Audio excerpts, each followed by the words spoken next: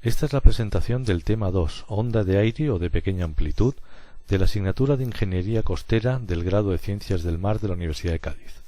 En este tema estudiaremos cuáles son las hipótesis en las que se basa la onda de aire y el campo de validez que limita cada una de ellas. Empezaremos examinando los diferentes elementos de una onda sinusoidal, introduciendo la terminología utilizada para su descripción y que se presenta en esta figura. Veremos entonces la cresta de la onda, la parte más elevada de la misma, el seno o la parte más inferior. Tendremos en el nivel medio del mar el eje X horizontal y el eje Z vertical. Longitud de onda será la distancia entre dos puntos homólogos, lo que tenemos marcado aquí es la distancia entre dos crestas. La altura de la ola es la distancia vertical entre la cresta y el seno. En este caso se compone de dos amplitudes y la amplitud será por tanto la distancia vertical que hay desde el nivel medio del mar, ya sea hasta la cresta o hasta el seno. El fondo está a una profundidad z igual a menos h minúscula. Esta h minúscula los anglosajones utilizan una d minúscula de depth. Nosotros utilizaremos la h por ser más usada en el resto de Europa. La celeridad de la onda será el cociente entre la longitud de onda y el periodo. La elevación de la onda sobre el nivel medio del mar la designaremos con la letra eta y diremos que eta es la amplitud por el coseno de teta, donde la teta o fase se define como kx menos omega t, siendo k el número de onda, 2pi partido por la longitud de onda, y omega la frecuencia angular, 2pi partido por el periodo. En este curso no utilizaremos la frecuencia como la inversa del periodo.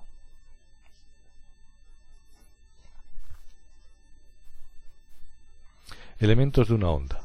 Tendremos por lo tanto la fase que ya hemos definido antes como kx menos omega t, siendo k el número de onda, 2pi partido por L, y la frecuencia angular, 2pi partido por el periodo. El frente de onda será por tanto una curva de fase constante, cualquier fase, pero en este caso como ejemplo pondremos la cresta de la ola. La cresta de la ola será aquel punto, aquel conjunto de puntos para los que la altura de la onda será máxima e igual a la amplitud. Eso significa, por tanto, que teta debe valer para que el coseno valga 1, pues 0, 2pi, 4pi o cualquier número par de pi. La dirección de propagación será ortogonal a los frentes de onda, como se ve aquí en el ejemplo. Pasamos ahora a ver las hipótesis simplificativas de la onda de aire. Son las hipótesis que hemos aplicado a la teoría del potencial para encontrar este tipo de onda. La primera hipótesis será que el periodo es fijo, así como la profundidad.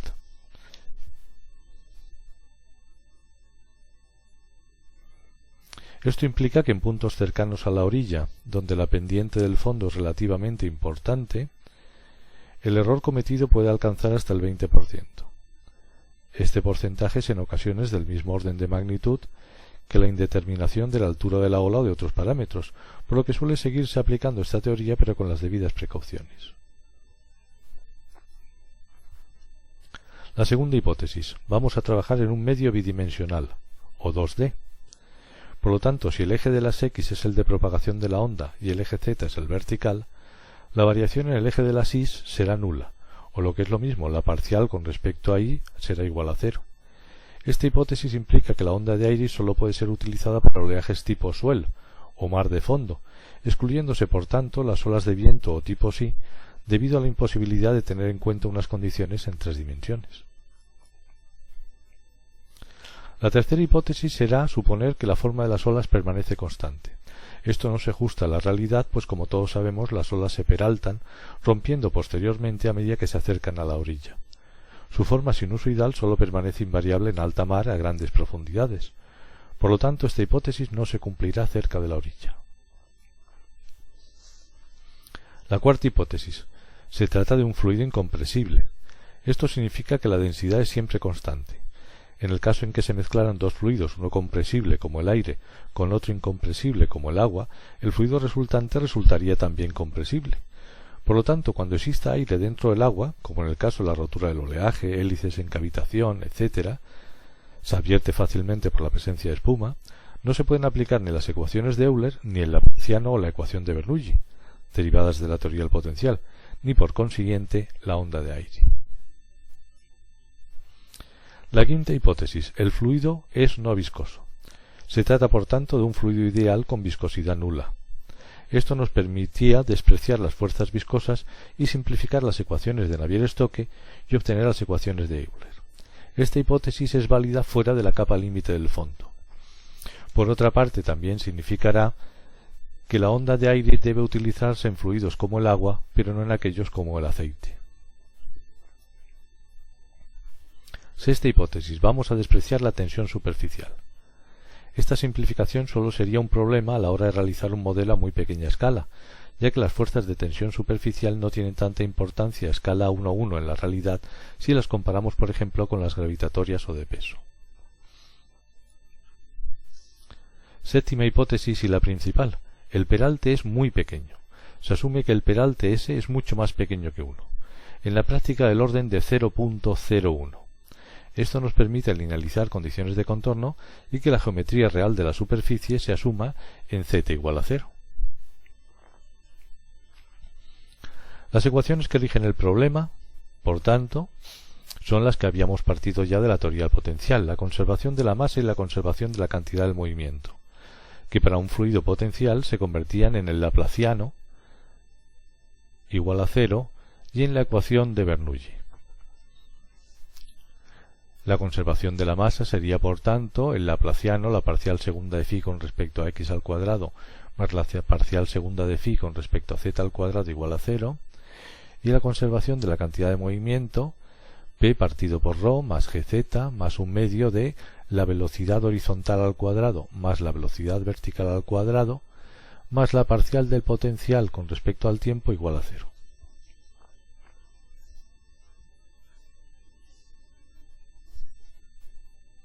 En cuanto a las condiciones de contorno, estableceremos un contorno sencillo, rectangular, de fácil integración, limitado por el fondo del mar, z igual a menos h, la superficie o interfase océano-atmósfera, z igual a eta, y dos laterales coincidentes con las crestas de la onda, fases 0 y 2π. La primera condición de contorno, en el fondo, supondremos que la componente vertical de la velocidad w es igual a 0. ¿Por qué? Puesto que o bien el fondo es rocoso y no va a haber flujo de agua, o bien es arenoso. Pero si es arenoso, los huecos que hay entre los granos de arena ya están llenos de agua desde hace muchísimos años, por lo que tampoco será posible el flujo de agua hacia el interior. En los contornos laterales estableceremos una periodicidad.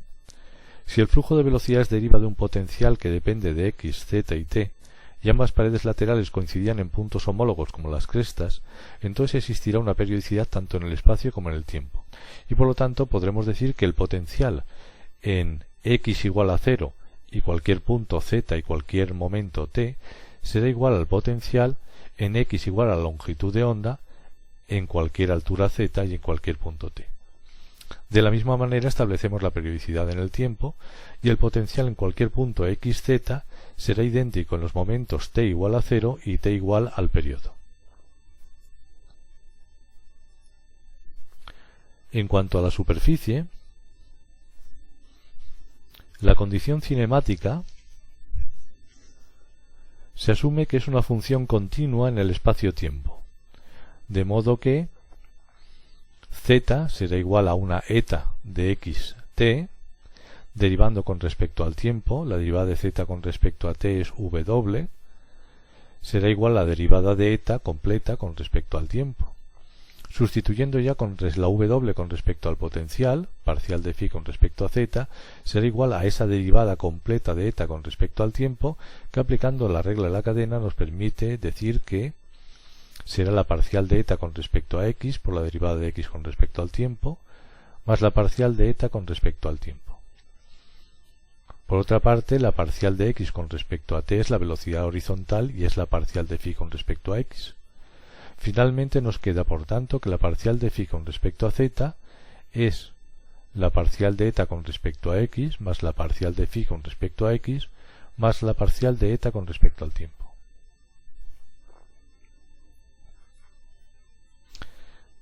En cuanto a la condición dinámica, vamos a suponer que existe la misma presión en cada lado de la interfase aire-agua de mar. Para el caso de ingeniería de costas, donde la superficie de estudio abarca solo unos pocos kilómetros cuadrados, asumiremos que la presión atmosférica es constante en todos los puntos de la superficie. La tomaremos como presión de referencia igual a 0, por lo tanto, en la superficie, en z igual a eta. Así, basándonos en la ecuación de Bernoulli, obtendremos la P igualaremos a 0, g eta más un medio de la velocidad horizontal al cuadrado más la velocidad vertical al cuadrado más la parcial del potencial con respecto al tiempo igual a 0 en la superficie, en z igual a eta. Si suponemos que el peralte es muy pequeño, por lo tanto podemos despreciar los términos cuadráticos, u al cuadrado y w al cuadrado, y nos quedará por tanto que la parcial de phi con respecto al tiempo más g eta es igual a 0. En esta diapositiva tenemos un esquema de lo comentado anteriormente. En la superficie tenemos las dos ecuaciones de contorno, la dinámica y la cinemática. En los laterales verticales tenemos las condiciones de contorno de periodicidad tanto en espacio como en el tiempo. Y en el fondo la condición de contorno velocidad vertical igual a 0.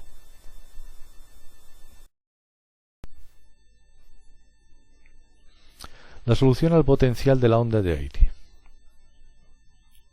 Suponiendo una forma constante de la ola, eta en un punto determinado, será la misma superficie eta en ese mismo punto pero separado una distancia igual a la longitud de onda. O en ese mismo punto pero al cabo de un tiempo igual al periodo. Las incógnitas de nuestro potencial van a ser el propio potencial phi de xzt y la presión P de xzt, y esa elevación de la superficie del mar eta de la que hablábamos antes, que obviamente no depende de z. Recordemos que habíamos introducido una nueva variable, la fase θ igual a kx menos omega t, que interrelacionaba la variable espacial de la dirección de propagación x con el tiempo t. Con ello simplificamos el número de variables. A partir de este momento, por tanto, el potencial no dependerá de x, z y t, sino solamente de θ, la fase, y de z. De la misma forma, la altura del mar en la superficie eta de xt dependerá únicamente de la fase θ. El siguiente paso es suponer que la función potencial es una función de variables separadas, es decir, que phi de θz es una función que únicamente dependerá de θ por otra función que únicamente dependerá de z. A partir de ahí, las funciones solución son a seno de θ por un lado y c por el coseno hiperbólico de k por z más h dividido entre el seno hiperbólico de kh por otro. Los coeficientes a y c surgen de las condiciones de contorno. Finalmente, aplicando estas soluciones, se obtendría la ecuación conocida como la relación de dispersión, omega al cuadrado igual a gk por la tangente hiperbólica de kh, donde k recordamos que era el número de onda 2pi partido por L, y h la profundidad. Esta relación puede expresarse más frecuentemente en ingeniería, sustituyendo omega por 2pi partido por el periodo, por L igual a gt cuadrado partido por 2pi, por la tangente hiperbólica de 2pi h partido por L.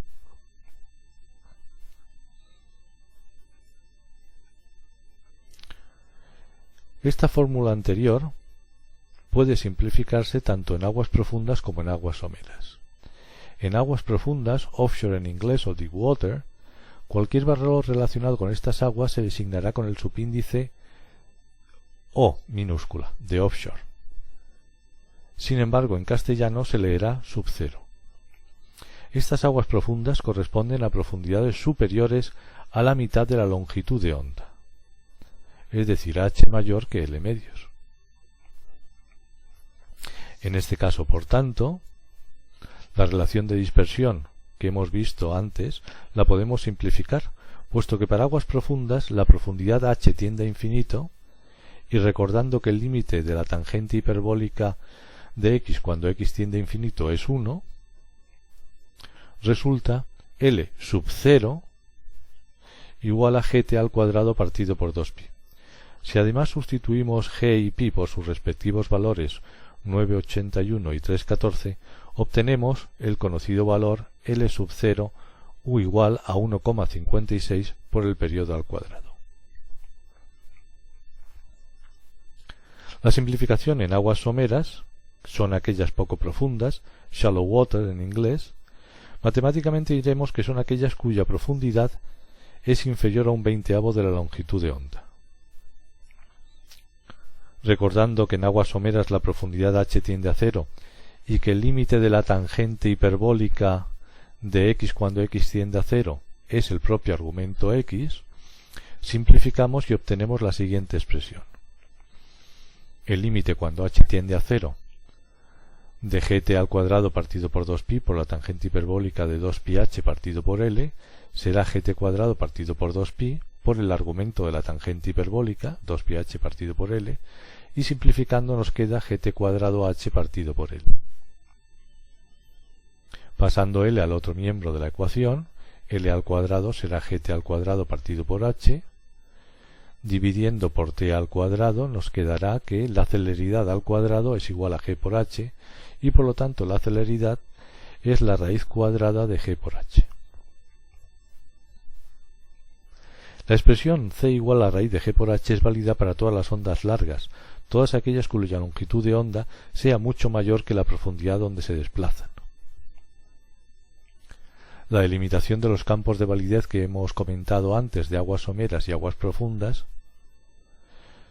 viene aclarada en esta imagen, donde observamos esa delimitación en h igual a L veinteavos y h igual a L medios.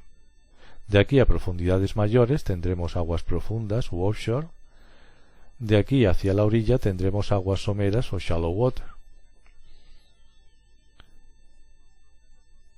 En este campo tendremos la validez L sub 0 igual a 1,56 por t al cuadrado, mientras que cerca de la orilla la conocida formulación celeridad de onda igual a la raíz de g por la profundidad.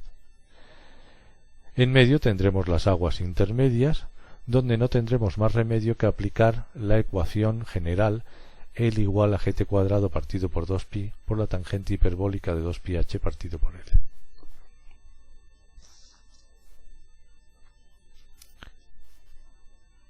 Se puede demostrar que la celeridad de onda, recordamos que era la longitud de onda partido por el periodo, es directamente proporcional al periodo, a pesar de que en nuestra primera impresión nos pueda parecer que es inversamente proporcional.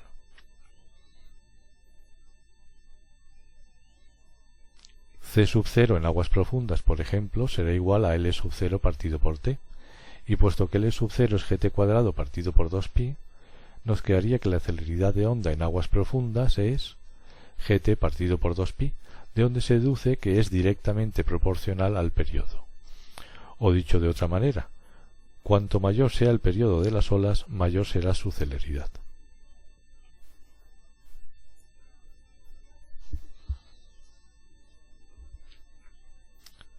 En cuanto al movimiento de las partículas, debemos expresar que el campo de velocidades de las partículas se descompone en el eje x como la velocidad u y en el eje z como la velocidad w.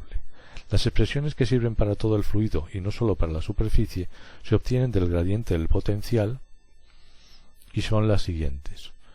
U, velocidad horizontal, es pi h partido por t por el coseno hiperbólico de kz más h partido por el seno hiperbólico de kh y por el coseno de la fase. De modo similar, la velocidad vertical w es pi h partido por t por el seno hiperbólico de kz más h dividido entre el seno hiperbólico de kh y por el seno de la fase. En el dibujo de la izquierda, en aguas profundas, vemos que las trayectorias de las partículas de agua corresponden a órbitas circulares cuyo diámetro disminuye con la profundidad h hasta que se anula para una profundidad igual a L sub 0 partido por 2. Mientras que en el dibujo de la derecha, cerca de la orilla, para profundidades intermedias o someras, las órbitas son elípticas. En este caso, al acercarnos al fondo, disminuye la excentricidad de la elipse, se va achatando, hasta que en el lecho, en z igual a menos h o menos d, lo que tenemos es simplemente ya un movimiento de vaivén.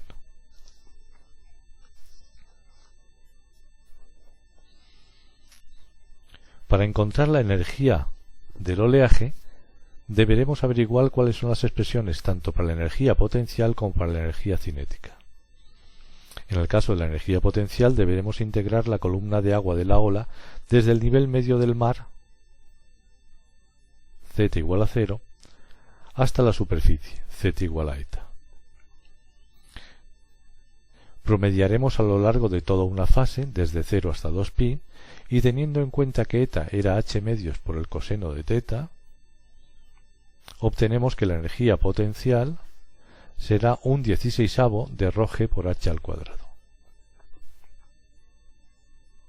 Del mismo modo, para la energía cinética, integramos la columna de agua desde el fondo hasta la superficie, desde z igual a menos h hasta z igual a eta, y teniendo en cuenta las expresiones del campo de velocidades y simplificando, resultará que la energía cinética también coincide con la potencial y es un 16avo de ρg h al cuadrado.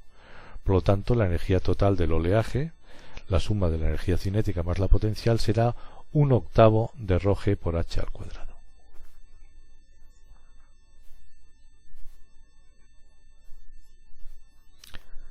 Flujo de energía.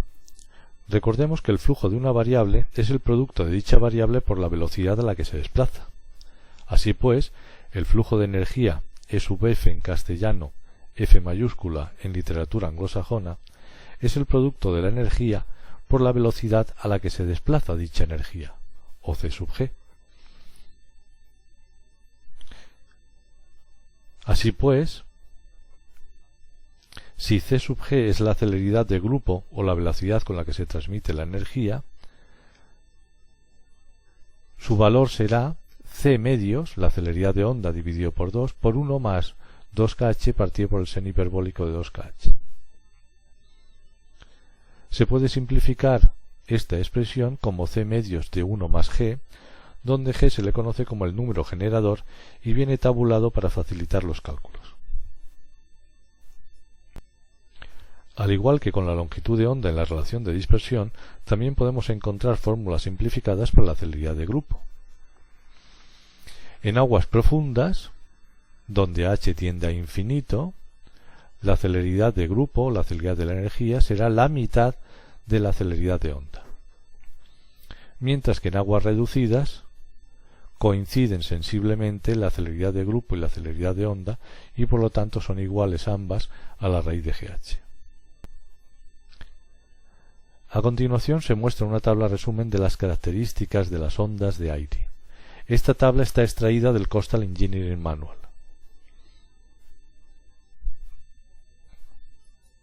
Y aquí encontramos el documento del Coastal Engineering Manual donde aparece dicha tabla. Con esto terminamos la segunda lección. La siguiente será otras ondas.